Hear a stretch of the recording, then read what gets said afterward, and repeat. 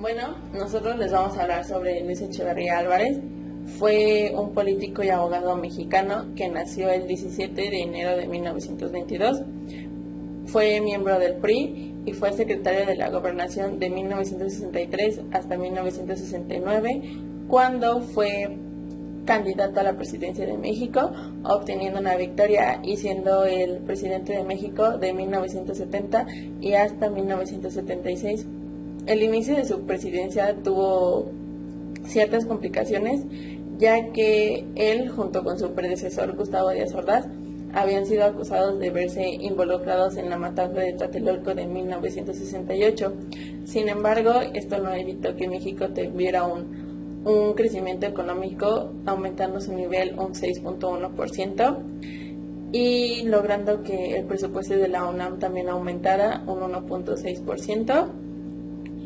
Luis Echeverría Álvarez pretendió diversificar el comercio exterior y las fuentes de la tecnología y financiamiento, creando el Instituto Mexicano de Comercio Exterior, lo cual activaría su iniciativa de política exterior, y además de que para el pueblo mexicano también creó el Instituto del Fondo Nacional de la Vivienda para los Trabajadores, o como lo conocemos actualmente, el Infonavit.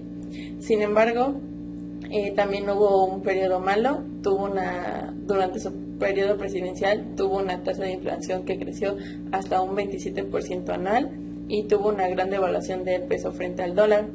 Posterior a su presidencia, él fue electo embajador de México ante la UNESCO y fue embajador hasta 1979 y murió a la edad de 98 años.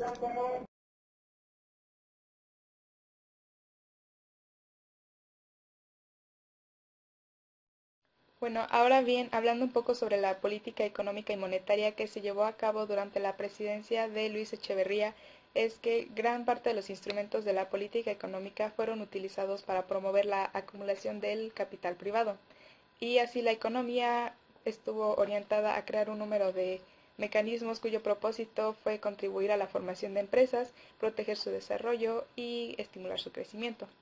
El efecto global que tuvieron las políticas económicas de Echeverría fue la enajenación del sector privado y la desestabilización de la economía, el aceleramiento de la inflación y el aumento del déficit externo. Cabe mencionar que durante su mandato se dio la primera crisis económica llamada Milagro Mexicano, además de que se lanzó a la compra de empresas que se encontraban al borde de la quiebra, esto con el fin de poder sostener los empleos. Además, durante su mandato se abandonó el tipo de cambio fijo que se llevaba desde el año de 1954, el cual pasó a ser de los 12.5 por dólar hasta los 25 por dólar. Para poder enfrentar la situación económica que estaba llevando el país, Echeverría, junto con su sucesor José López Portillo, negociaron con el Fondo Monetario Internacional un convenio llamado Carta de Intención, que significó el sometimiento de la política económica nacional al esquema diseñado por dicha organización a cambio de créditos para poder superar la crisis.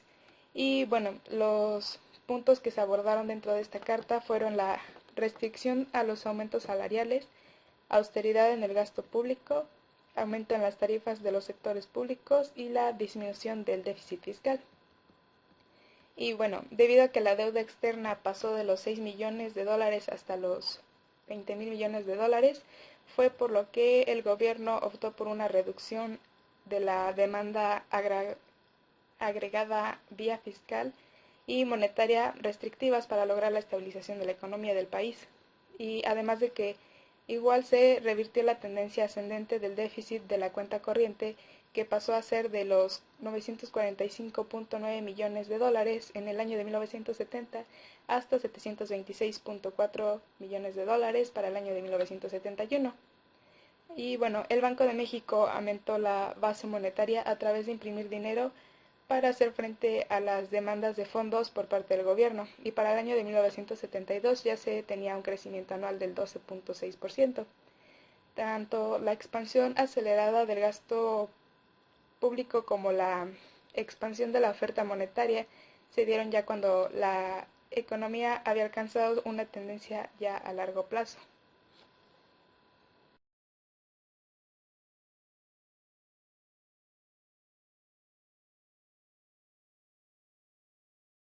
Bueno, en la política fiscal nos encontramos con que Echeverría implementó en México en el año 1970 a 1976 una política fiscal neoliberal. Estas son características de la política fiscal.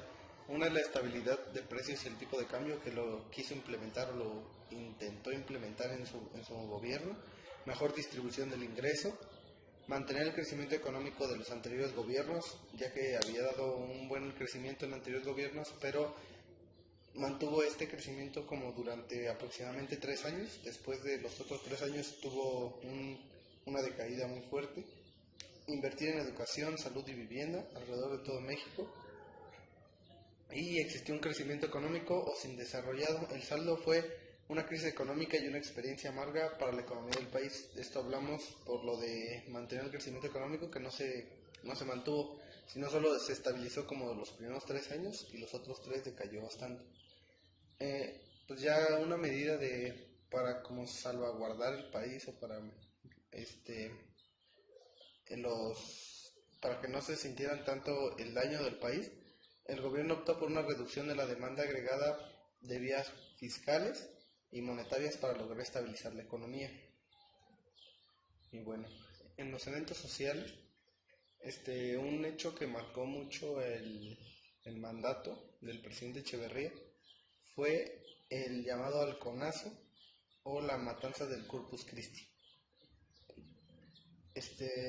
Estuvo relacionado también con estudiantes, como la matanza de Tlatelolco del 68, y se le nombró de estas dos formas. Sucedió un jueves 10 de junio de 1971 durante una manifestación estudiantil que en apoyo a los estudiantes de Monterrey, y donde estuvo involucrado un grupo paramilitar al servicio del Estado llamado los Halcones. Estos lo que hicieron fue que dispararon. Estaba la marcha y había soldados cubriendo la marcha, ¿no? Y el grupo paramilitar disparó hacia los soldados para que se creyera que hubo una confrontación entre soldados y paramilitares, pero no estaban de acuerdo para poder así pues matar a los estudiantes. Luis Echeverría concluyó este suceso deslindándose del grupo y pidiendo la renuncia del jefe de departamento del Distrito Federal en ese entonces. Su gobierno, por otro lado, enfrentó severas críticas y rechazos por parte de los jóvenes universitarios, en especial los de la UNAM. Esto en consecuencia del conflicto estudiantil de 1968. Por esto, en su mandato, o fue una de sus principales iniciativas, que fue aumentar el presupuesto a la UNAM, principalmente para satisfacer las necesidades de los estudiantes y que ya no se volvieran a repetir estas marchas con muertes involucradas. Y bueno, eso sería todo de mi parte. Gracias.